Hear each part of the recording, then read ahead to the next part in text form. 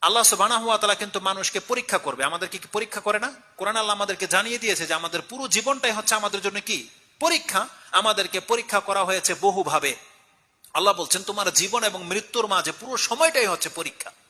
আমাদেরকে পার সেকেন্ডে পরীক্ষা করা হচ্ছে। কিসের পরীক্ষা? এটা ইমানের পরীক্ষা, যে আমাদের ইমান আছে না গেছে, আল্লাহর প্রতি আমাদের ধারণা কি, পরকাল সম্পর্কে আমাদের কনসেপ্ট কি, এটাকে পরীক্ষা করছে আল্লাহ সুবহানাহু ওয়া তাআলা বিভিন্ন সিচুয়েশনে পরীক্ষা করছে। কিন্তু আমরা এটিকে মনে করি যে আমার পরীক্ষা চলতেছে, কিন্তু আমরা মনে করি না। আমরা এমন এমন কাজ করে ফেলি, তখন আমরা ভুলে যাই আমরা কি আল্লাহর বান্দা না শয়তানের বান্দা, এটা ভুলে যাই। কিন্তু আল্লাহ বলছেন বান্দা আমি তোমাকে প্রত্যেকটা মুভমেন্টে তোমাকে আমি পরীক্ষা করতেছি, প্রত্যেকটা মুহূর্তে। তেমনি আল্লাহ সুবহানাহু ওয়া তাআলা মানুষকে যত কিছু দিয়ে পরীক্ষা করেছে, তার মধ্যে সব থেকে বড় পরীক্ষা ফিতনা আল্লাহ বলেছে, সেটা হচ্ছে সম্পত্তি আর সন্তান। আল্লাহ এটাকে ফিতনা বলেছে। কোরআনে আল্লাহ সুবহানাহু ওয়া তাআলা বলেনি এই কথা।